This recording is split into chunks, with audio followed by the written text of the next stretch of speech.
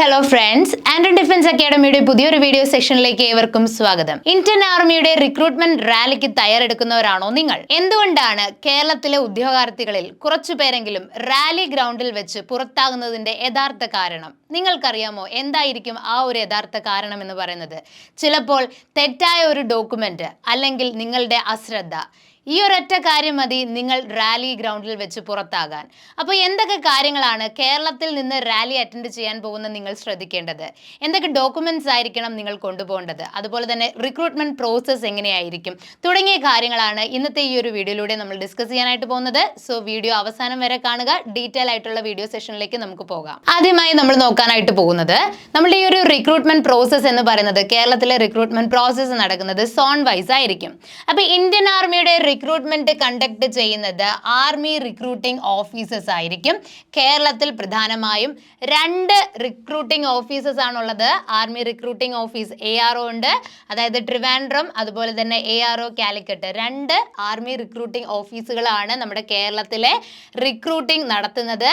ട്രിവാൻഡ്രത്തിൽ വരുന്നത് നമ്മുടെ കേരളത്തിലെ തെക്കൻ ജില്ലകളായിരിക്കും ട്രിവാൻഡ്രം AROയിൽ വരുന്നത്. അതുപോലെ തന്നെ ARO കാലിക്കറ്റിൽ വരുന്നത് നമ്മുടെ കേരളത്തിലെ വടക്കൻ ജില്ലകളായിരിക്കും, അതായത് കാസർഗോഡ് മുതൽ നമ്മുടെ തൃശ്ശൂർ ജില്ലകൾ വരെ. അതിനകത്ത് നമ്മുടെ യൂണിയൻ ടെറിട്ടറി ആയിട്ടുള്ള ലക്ഷദ്വീപും മാഹിയൊക്കെ ഉൾപ്പെടുന്നുണ്ട്. അപ്പോൾ ഈ ഒരു കാര്യം നിങ്ങൾ ശ്രദ്ധിക്കുക. സോൺ വൈസ് ആയിരിക്കും റിക്രൂട്ട്മെന്റ് നടക്കുന്നത്. അതുപോലെ തന്നെ കേരളത്തിൽ പ്രധാനമായും 2 AROs ആണ് നിലവിലുള്ളത്. അടുത്തതായിട്ട് നമ്മൾ നോക്കാനായിട്ട് പോകുന്നത് ഈ ഒരു റിക്രൂട്ട്മെന്റ് റാലിയുടെ category, age limit, eligibility criteria, education qualification, physical standards തുടങ്ങിയ കാര്യങ്ങൾ നമുക്ക് ഡീറ്റെയിൽ ആയിട്ട് തന്നെ ചെക്ക് ചെയ്യാം. ആദ്യമായി നോക്കുന്നത് അഗ്നിവീർ ജനറൽ ഡ്യൂട്ടി പോസ്റ്റിലേക്കാണ്. അപ്പോൾ ഈ ഒരു പോസ്റ്റിലേക്ക് നിങ്ങൾക്ക് അപ്ലൈ ചെയ്യണമെങ്കിൽ നിങ്ങളുടെ ഏജ് ലിമിറ്റ് നിങ്ങൾ അറിഞ്ഞിരിക്കണം. 17.5 വയസ്സ് മുതൽ 21 വയസ്സ് വരെയുള്ള ഉദ്യോഗാർത്ഥികൾക്കാണ് ഈ ഒരു പോസ്റ്റിലേക്ക് അപ്ലൈ ചെയ്യാനായിട്ട് സാധിക്കുന്നത്. തീർച്ചയായിട്ടും ആപ്ലിക്കേഷൻ ക്ഷണിച്ചു തുടങ്ങുമ്പോൾ 16.5 വയസ്സ് മുതൽ നിങ്ങൾക്ക് അപ്ലൈ ചെയ്യാനായിട്ട് സാധിക്കുന്നതാണ്. എന്നാൽ ട്രെയിനിങ് ലഭിക്കുന്നത് 17.5 വയസ്സ് മുതലായിരിക്കും. അതുപോലെ തന്നെ എഡ്യൂക്കേഷൻ ക്വാളിഫിക്കേഷൻ എന്ന് പറയുന്നത് 10th പാസ് ആയിരിക്കണം. 10th ടോട്ടൽ ഓവറോൾ നിങ്ങൾക്ക് ലഭിക്കേണ്ടത് 45% മാർക്കെങ്കിലും മിനിമം ലഭിച്ചിരിക്കണം. അതുപോലെ തന്നെ ഓരോ സബ്ജക്റ്റിനും 33% മാർക്കോടെ നിങ്ങൾ പാസ് ആകുകയും വേണം. അതുപോലെ തന്നെ ഫിസിക്കൽ സ്റ്റാൻഡേർഡ് ചെക്ക് ചെയ്യുകയാണെങ്കിൽ നമ്മുടെ കേരളത്തിലെ വിവിധ ജില്ലകൾക്ക് നോട്ടിഫിക്കേഷൻ വരുന്നതിനനുസരിച്ച് ഹൈറ്റിൽ വേരിയേഷൻ വരുന്നുണ്ട്. എന്നിരുന്നാലും നമുക്കൊരു അറൗണ്ട് നമ്മൾ നോക്കുകയാണെങ്കിൽ കേരളത്തിൽ 166 സെന്റിമീറ്റർ ആണ് ഹൈറ്റ് പറയുന്നത്. അതുപോലെ തന്നെ ചെസ്റ്റ് എന്ന് പറയുന്നത് 77 സെന്റിമീറ്റർ വിത്ത് 5 സെന്റിമീറ്റർ എക്സ്പാൻഷൻ എന്ന് കൊടുത്തിട്ടുണ്ട്. എന്നിരുന്നാലും കൃത്യമായ നോട്ടിഫിക്കേഷൻ വരുമ്പോൾ മാത്രമേ നമുക്കത് തീർച്ചയായിട്ടും ഉറപ്പിച്ച് പറയാനായിട്ട് സാധിക്കൂ. നെക്സ്റ്റ് നമ്മൾ നോക്കാനായിട്ട് പോകുന്നത് അഗ്നിവീർ ടെക്നിക്കൽ പോസ്റ്റുകളിലേക്കുള്ളതാണ്. ഇവിടെയും നമ്മുടെ ഏജ് ലിമിറ്റ് പറയുന്നത് 17.5 വയസ്സ് മുതൽ 21 വയസ്സ് വരെ ആയിരിക്കും. അപ്പോൾ 16.5 വയസ്സ് മുതൽ നിങ്ങൾക്ക് ആപ്ലിക്കേഷൻ നൽകാൻ ആരംഭിക്കാവുന്നതാണ്. അതുപോലെ തന്നെ ഇവിടെ നിങ്ങൾ +2 പാസ് ആയിരിക്കണം. +2-ൽ നിങ്ങൾ സയൻസ് സ്ട്രീം ആയിരിക്കണം എന്ന് പറയുന്നുണ്ട്. ഫിസിക്സ്, കെമിസ്ട്രി, മാത്തമാറ്റിക്സ്, ഇംഗ്ലീഷ് തുടങ്ങിയ വിഷയങ്ങൾക്ക് 50% മാർക്കോടെ പാസ്സായിരിക്കണം. ഓരോ വിഷയങ്ങൾക്കും 40% മിനിമം മാർക്ക് ലഭിച്ചിരിക്കണം. ഇവിടെ നമ്മുടെ ഹൈറ്റിനകത്ത് നോട്ടിഫിക്കേഷൻ വരുമ്പോൾ ചെറിയ മാറ്റങ്ങളൊക്കെ വരാം. അതുപോലെ തന്നെ ചെസ്റ്റ് എക്സ്പാൻഷൻ നോക്കുകയാണെങ്കിൽ 5 സെന്റിമീറ്റർ എക്സ്പാൻഷനോട് കൂടി 77 സെന്റിമീറ്റർ ആണ് കൊടുത്തിരിക്കുന്നത്. നെക്സ്റ്റ് പോസ്റ്റ് എന്ന് പറയുന്നത് അഗ്നിവീർ ക്ലർക്ക് പോസ്റ്റ് ആണ്. ക്ലറിക്കൽ പോസ്റ്റുകളിലേക്കാണ്. ഏജ് ലിമിറ്റ് വരുന്നത് 17.5 വയസ്സ് മുതൽ 21 വയസ്സ് വരെയാണ്. ഇവിടെ +2 പാസ് ആയിരിക്കണം. ഏത് സ്ട്രീം ആയാലും നമുക്ക് കുഴപ്പമില്ല. +2-ലെ ഏത് സ്ട്രീമാണ് നിങ്ങൾ പഠിച്ചതെങ്കിലും നമുക്ക് കുഴപ്പമില്ല. സയൻസ് ആകാം, അതുപോലെ തന്നെ കൊമേഴ്സ്, ഹ്യൂമാനിറ്റീസ്, ഏത് വേണമെങ്കിലും നമുക്ക് എടുത്ത് പഠിക്കാം. എന്നിരുന്നാലും നമുക്ക് മിനിമം എന്ന് പറയുന്നത് 60% മാർക്കോടെ നിങ്ങൾ പാസ്സായിരിക്കണം. ഓരോ സബ്ജക്റ്റിനും 50% മാർക്ക് മിനിമം ലഭിച്ചിരിക്കണം. ഹൈറ്റിൽ വേരിയേഷൻസ് ഉണ്ടാകാം, പക്ഷേ 162 സെന്റിമീറ്റർ ആണ് ഹൈറ്റ് എന്ന് പറയുന്നതും ചെസ്റ്റ് എക്സ്പാൻഷൻ എന്ന് പറയുന്നത് 77 സെന്റിമീറ്റർ വിത്ത് 5 സെന്റിമീറ്റർ എക്സ്പാൻഷൻ ആണ് നൽകിയിരിക്കുന്നത്. നെക്സ്റ്റ് പോസ്റ്റ് എന്ന് പറയുന്നത് അഗ്നിവീർ ട്രേഡ്സ്മാൻ പോസ്റ്റ് ആണ്. 10ാം ക്ലാസ് ആണ് യോഗ്യത വരുന്നത്. 17.5 വയസ്സ് മുതൽ 21 വയസ്സ് വരെയാണ് പ്രായപരിധി വരുന്നത്. 10ാം ക്ലാസ് യോഗ്യതയുള്ള ഏതൊരു വ്യക്തിക്കും ഇതിലേക്ക് അപ്ലൈ ചെയ്യാനായിട്ട് സാധിക്കുന്നതാണ്. എന്നാൽ ഓരോ സബ്ജക്റ്റിനും 33% മാർക്കോടെ നിങ്ങൾ പാസ്സായിരിക്കണം എന്നാണ് ക്രൈറ്റീരിയയിൽ പറയുന്നത്. ഹൈറ്റ് നോക്കുകയാണെങ്കിൽ 166 സെന്റിമീറ്ററും ചെസ്റ്റ് എക്സ്പാൻഷൻ വരുന്നത് 77 സെന്റിമീറ്റർ വിത്ത് 5 സെന്റിമീറ്റർ എക്സ്പാൻഷൻ എന്നാണ് നൽകിയിരിക്കുന്നത്. നെക്സ്റ്റ് പോസ്റ്റ് എന്ന് പറയുന്നത് അഗ്നിവീർ ട്രേഡ്സ്മാൻ പോസ്റ്റ് ആണ്. അതായത് നേരത്തെ നമ്മൾ നോക്കിയത് 10th പാസ് ആയിട്ടുള്ളവർക്കാണ്.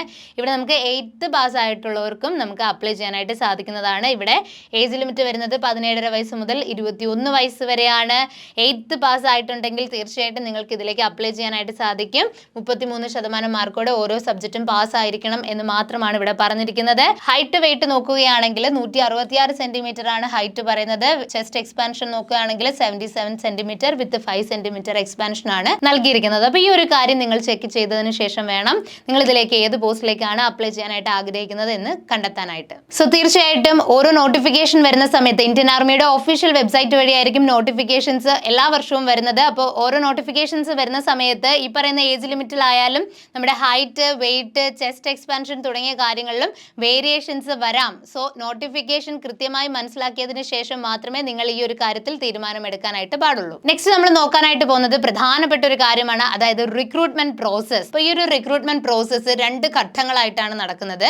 സ്റ്റേജ് 1 എന്ന് പറയുന്നത് ഓൺലൈൻ കോമൺ എൻട്രൻസ് എക്സാം ആണ്. ഓൺലൈൻ ആയിട്ടാണ് നിങ്ങളുടെ എക്സാം കണ്ടക്ട് ചെയ്യുന്നത്. സോ നിങ്ങൾക്ക് ഈ ഒരു വെബ്സൈറ്റ് വഴി ഇന്ത്യൻ ആർമിയുടെ ഒഫീഷ്യൽ വെബ്സൈറ്റ് ആയിട്ടുള്ള www.joinindianarmy.nic.in എന്ന വെബ്സൈറ്റ് വഴി നിങ്ങൾക്ക് അപ്ലൈ ചെയ്യാനായിട്ട് സാധിക്കുന്നതാണ്. ഓൺലൈൻ എക്സാം ആണ് ഫസ്റ്റ് സ്റ്റേജ് എന്ന് പറയുന്നത്. ഓൺലൈൻ എക്സാമിന് അറ്റൻഡ് ചെയ്തതിന് ശേഷം നിങ്ങളുടെ പെർഫോമൻസിനനുസരിച്ചിട്ടായിരിക്കും നിങ്ങൾ സ്റ്റേജ് 2ലേക്ക് ഷോർട്ട് ലിസ്റ്റഡ് ആയിട്ടുണ്ടോ എന്ന് തീരുമാനിക്കാൻ കഴിയുന്നത്. സ്റ്റേജ് 2 എന്ന് പറയുന്നത് റിക്രൂട്ട്മെന്റ് റാലിയാണ്. റിക്രൂട്ട്മെന്റ് റാലിയാണ് 2ാം ഘട്ടം എന്ന് പറയുന്നത്. ഈ ഒരു റാലിയിൽ ഫിസിക്കൽ ടെസ്റ്റും അതുപോലെ തന്നെ മെഡിക്കൽ ടെസ്റ്റും ഉണ്ടായിരിക്കുന്നതാണ്. അപ്പോൾ എന്തൊക്കെയാണ് സ്റ്റെപ്പുകൾ എന്ന് നോക്കാം. അപ്പോൾ നമ്മൾ ഈ ഒരു റാലിയിൽ നമുക്ക് ഡോക്യുമെന്റ് വെരിഫിക്കേഷൻ ഉണ്ടായിരിക്കുന്നതാണ്. സോ നിങ്ങൾ തീർച്ചയായിട്ടും നിങ്ങളുടെ ഒറിജിനൽ ഡോക്യുമെന്റ്സ് ആയിരിക്കണം പ്രൊഡ്യൂസ് ചെയ്യേണ്ടത്. അതുപോലെ തന്നെ എല്ലാ ഒറിജിനൽ ഡോക്യുമെന്റ്സും നിങ്ങൾ പ്രൊഡ്യൂസ് ചെയ്യുന്നതിൻ്റെയും ഫോട്ടോ കോപ്പീസ് മസ്റ്റായിട്ട് നിങ്ങളുടെ കൈവശം ഉണ്ടായിരിക്കണം. അതുപോലെ തന്നെ ഫിസിക്കൽ ഫിറ്റ്നസ് ടെസ്റ്റും കണ്ടക്ട് ചെയ്യുന്നതായിരിക്കും. റണ്ണിങ്, പുള്ളപ്പുകൾ, അതുപോലെ തന്നെ സിക്സാക് ബാലൻസ് തുടങ്ങി പലതരത്തിലുള്ള ഈവൻറ്റ്സ് ആയിരിക്കും നിങ്ങൾക്ക് അവിടെ കണ്ടക്ട് ചെയ്യുന്നത്. നെക്സ്റ്റ് വരുന്നത് ഫിസിക്കൽ മെഷർമെന്റ് ടെസ്റ്റ് ആയിരിക്കും. ഇവിടെ നിങ്ങളുടെ ഹൈറ്റ്, വെയിറ്റ്, അതുപോലെ തന്നെ ചെസ്റ്റ് മെഷർമെന്റ്സ് ഒക്കെ നോക്കിയിട്ട് നമ്മുടെ നോട്ടിഫിക്കേഷനിൽ കൊടുത്തിരിക്കുന്ന ക്രൈറ്റീരിയ ആയിട്ട് മാച്ച് ചെയ്യുന്നുണ്ടോ എന്നായിരിക്കും ടെസ്റ്റ് ചെയ്ത് നോക്കുക. നെക്സ്റ്റ് വരുന്നത് മെഡിക്കൽ എക്സാമിനേഷൻ ആണ്. നിങ്ങളുടെ മെഡിക്കൽ ടെസ്റ്റ് കണ്ടക്ട് ചെയ്യുന്നത് ആർമി ഡോക്ടേഴ്സ് ആയിരിക്കും. അപ്പോൾ ഇത്രയും സ്റ്റേജ് ആണ് നമ്മുടെ റിക്രൂട്ട്മെന്റ് പ്രോസസ്സിനകത്ത് ഉൾപ്പെട്ടിട്ടുള്ളത്. നെക്സ്റ്റ് നമ്മൾ നോക്കാനായിട്ട് പോകുന്നത് റിക്രൂട്ട്മെന്റ് റാലിയിൽ പങ്കെടുക്കുന്ന ഓരോ ഉദ്യോഗാർത്ഥികളുടെയും കയ്യിൽ മസ്റ്റ് ആയിട്ട് ഉണ്ടായിരിക്കേണ്ട മാൻഡേറ്ററി ഡോക്യുമെന്റ്സിനെ കുറിച്ചിട്ടാണ്. അപ്പോൾ ഏതൊക്കെ ഡോക്യുമെന്റ്സ് ആണ് നിങ്ങൾ റാലിക്ക് പോകുമ്പോൾ നിങ്ങളുടെ കൈവശം ഉണ്ടായിരിക്കേണ്ടത്? ഇതിൽ ആദ്യത്തേത് എന്ന് പറയുന്നത് നിങ്ങളുടെ അഡ്മിറ്റ് കാർഡ് ഡൗൺലോഡ് ചെയ്ത് അതിന്റെ പ്രിന്റ് ഔട്ട് നിങ്ങളുടെ കയ്യിൽ മസ്റ്റ് ആയിട്ട് ഉണ്ടായിരിക്കണം. അഡ്മിറ്റ് കാർഡ് ഇല്ലാതെ നിങ്ങൾക്ക് റാലി അറ്റൻഡ് ചെയ്യാൻ സാധിക്കുന്നതല്ല. അതുപോലെ തന്നെ ഫോട്ടോഗ്രാഫ്, നിങ്ങളുടെ റീസെന്റ് ആയിട്ടുള്ള പാസ്പോർട്ട് സൈസ് ഫോട്ടോഗ്രാഫ്സ് മസ്റ്റ് ആയിട്ട് നിങ്ങളുടെ കൈവശം ഉണ്ടായിരിക്കണം. 20 കോപ്പീസ് ആണ് ഇവിടെ പറഞ്ഞിട്ടുള്ളത്. നെക്സ്റ്റ് വരുന്നത് എഡ്യൂക്കേഷണൽ സർട്ടിഫിക്കറ്റ് ആണ്. നിങ്ങൾ അപ്ലൈ ചെയ്യുന്ന സമയത്ത് നിങ്ങളുടെ പോസ്റ്റിനനുസരിച്ച് നിങ്ങൾ ഏതൊക്കെ എഡ്യൂക്കേഷണൽ സർട്ടിഫിക്കറ്റ്സ് ആണോ മെൻഷൻ ചെയ്തിട്ടുള്ളത് അതിന്റെ എല്ലാം ഒറിജിനൽ ഡോക്യുമെന്റ്സും അതോടൊപ്പം തന്നെ ഫോട്ടോ കോപ്പീസും കൈവശം കാണണം. നെക്സ്റ്റ് വരുന്നത് ഡൊമിസൈൽ സർട്ടിഫിക്കറ്റ് ആണ്. നിങ്ങളുടെ സ്ഥിരതാമസം തെളിയിക്കുന്നതിന് ആവശ്യമായ സർട്ടിഫിക്കറ്റ് ആണ് ഡൊമിസൈൽ സർട്ടിഫിക്കറ്റ്. സോ തീർച്ചയായിട്ടും നിങ്ങളുടെ ഡൊമിസൈൽ സർട്ടിഫിക്കറ്റ് കൈവശം കരുതുക. അതുപോലെ തന്നെ കാസ്റ്റ് റിസർവേഷൻ ഒക്കെ ഉള്ളവർക്ക് തീർച്ചയായിട്ടും കാസ്റ്റ് സർട്ടിഫിക്കറ്റ് പ്രൊഡ്യൂസ് ചെയ്യേണ്ടതാണ്. 6 മന്ത്സിനകം എടുത്തിട്ടുള്ള കാസ്റ്റ് സർട്ടിഫിക്കറ്റ് ആണ് നിങ്ങൾ കൈവശം കരുതേണ്ടത്. അതുപോലെ തന്നെ സ്വഭാവ സർട്ടിഫിക്കറ്റ്, ക്യാരക്ടർ സർട്ടിഫിക്കറ്റ് ഉണ്ടായിരിക്കണം. അൺമാരീഡ് ആയിട്ടുള്ള കാൻഡിഡേറ്റ്സ് ആണ് എന്ന് തെളിയിക്കുന്നതിന് വേണ്ടിയിട്ട് അൺമാരീഡ് സർട്ടിഫിക്കറ്റ് ഉണ്ടായിരിക്കണം. അതുപോലെ തന്നെ സത്യവാങ്മൂലം. നെക്സ്റ്റ് വരുന്നത് നിങ്ങളുടെ ID പ്രൂഫ് തെളിയിക്കുന്നതിനായിട്ട് പാൻ കാർഡും അതുപോലെ തന്നെ ആധാർ കാർഡും കൈവശം കരുതുക. ലാസ്റ്റ് വരുന്നത് റിലേഷൻഷിപ്പ് സർട്ടിഫിക്കറ്റ് ആണ്. അതായത് നിങ്ങൾ ഒരു സോൾജിയറുടെ മകനോ അല്ലെങ്കിൽ ഒരു എക്സ് സർവീസ് മെൻ്റെ മകനോ ഒക്കെ ആണെങ്കിൽ തീർച്ചയായിട്ടും ആ ഒരു റിലേഷൻ കാണിക്കുന്നതിന് വേണ്ടിയിട്ടുള്ള റിലേഷൻ സർട്ടിഫിക്കറ്റും നിങ്ങളുടെ കൈവശം വെച്ചിരിക്കണം. അപ്പോൾ ഈ കൊടുത്തിരിക്കുന്ന എല്ലാ സർട്ടിഫിക്കറ്റ്സും വളരെ ഇമ്പോർട്ടൻ്റ് ആണ്. ഈ സർട്ടിഫിക്കറ്റ്സ് കയ്യിലില്ലാതെ നിങ്ങൾക്ക് റാലി അറ്റൻഡ് ചെയ്യാൻ സാധിക്കുന്നതല്ല എന്നുകൂടി മനസ്സിലാക്കുക. അപ്പോൾ ഫൈനലി നിങ്ങൾ ഒരു റാലിക്ക് പ്രിപ്പയർ ചെയ്യുകയാണെങ്കിൽ നിങ്ങളുടെ മനസ്സിലുണ്ടായിരിക്കേണ്ട 3 പ്രധാനപ്പെട്ട ടിപ്പുകളാണ് ഇനി ഷെയർ ചെയ്യാനായിട്ട് പോകുന്നത്.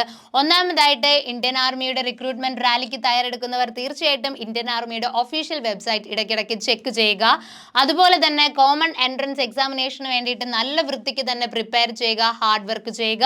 ലാസ്റ്റ് വരുന്നത് നേരത്തെ തന്നെ ഡോക്യുമെന്റ്സ് റെഡിയാക്കി വെക്കുക. അപ്പം ഡോക്യുമെന്റ്സ് ഏതൊക്കെയാണെന്ന് നിങ്ങൾക്കിപ്പോൾ അറിയാം. അപ്പോൾ ഈ പറയുന്ന ഡോക്യുമെന്റ്സ് എല്ലാം നേരത്തെ തന്നെ നിങ്ങളുടെ കൈവശം തയ്യാറാക്കി വെക്കുക. ഈ 3 ടിപ്സും നിങ്ങളുടെ മനസ്സിലെല്ലാം ഇപ്പോഴും ഉണ്ടായിരിക്കണം. സോ ഇത്രയും കാര്യങ്ങളാണ് ഇന്ത്യൻ ആർമി റിക്രൂട്ട്മെന്റ് റാലിക്ക് പോകുമ്പോൾ കേരളത്തിലുള്ളവർ അറിഞ്ഞിരിക്കേണ്ട പ്രധാനപ്പെട്ട ടിപ്സ്. അപ്പോൾ ഇത്രയും കാര്യങ്ങൾ നിങ്ങൾ ശ്രദ്ധയോടെ നോക്കുകയാണെങ്കിൽ തീർച്ചയായിട്ടും റാലിക്ക് പോകുമ്പോൾ നിങ്ങൾക്ക് റാലി അറ്റൻഡ് ചെയ്യാൻ സാധിക്കുന്നതാണ്. റാലിയിൽ വരുന്ന ഫിസിക്കൽ ആയാലും മെഡിക്കൽ ടെസ്റ്റ് ആയാലും നിങ്ങൾക്ക് ഈസി ആയിട്ട് ക്ലിയർ ചെയ്യാൻ സാധിക്കുന്നതായിരിക്കും. അപ്പോൾ നിങ്ങൾക്കായിട്ട് ആൻഡ് ഡിഫൻസ് അക്കാഡമിയിൽ 2 ഇമ്പോർട്ടൻറ്റ് പ്ലാറ്റ്ഫോംസ് ആണ് ഞങ്ങൾ റൺ ചെയ്യിക്കുന്നത്. ഒന്നെന്ന് പറയുന്നത് ചെയ്യുന്നത് ഞങ്ങളുടെ ഒഫീഷ്യൽ ടെലിഗ്രാം ചാനലാണ്.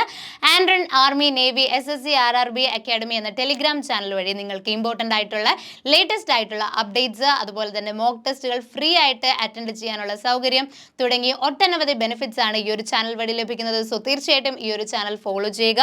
അതുപോലെ തന്നെ മറ്റൊരു ഇമ്പോർട്ടൻറ്റ് പ്ലാറ്റ്ഫോമാണ് ആൻഡ്രൻ ഡിഫൻസ് അക്കാഡമി എന്ന് പറയുന്ന ഞങ്ങളുടെ വാട്സപ്പ് ചാനൽ. ഈ ഒരു ചാനൽ വഴിയും നിങ്ങൾക്ക് ഇമ്പോർട്ടൻറ്റും ലേറ്റസ്റ്റ് ആയിട്ടുള്ള എല്ലാവിധ അപ്ഡേറ്റ്സുകളും നിങ്ങളിൽ എത്തിക്കുന്നതായിരിക്കും. അതുപോലെ തന്നെ ലൈവ് ക്ലാസ്സുകളുടെ ടൈമിംഗ് തുടങ്ങി നിങ്ങൾക്കറിയേണ്ട ഡിഫൻസ് റിലേറ്റഡ് ആയിട്ടുള്ള എല്ലാ കാര്യങ്ങളും നിങ്ങൾക്ക് ഈ ഒരു ചാനൽ വഴി ലഭിക്കുവാൻ ഈ ഒരു ചാനൽ തീർച്ചയായിട്ടും ഫോളോ ചെയ്യുക. ഇന്നത്തെ ഈ ഒരു വീഡിയോ സെഷനെ കുറിച്ചിട്ടോ അല്ലെങ്കിൽ ഡിഫൻസ് റിലേറ്റഡ് ആയിട്ടുള്ള മറ്റെന്തെങ്കിലും സംശയങ്ങളോ നിങ്ങൾക്കുണ്ടെങ്കിൽ തീർച്ചയായിട്ടും ആൻഡ്രൻ ഡിഫൻസ് അക്കാഡമിയുടെ കോൺടാക്ട് നമ്പറുകളിൽ നിങ്ങൾക്ക് വിളിക്കാൻ സാധിക്കുന്നതാണ്.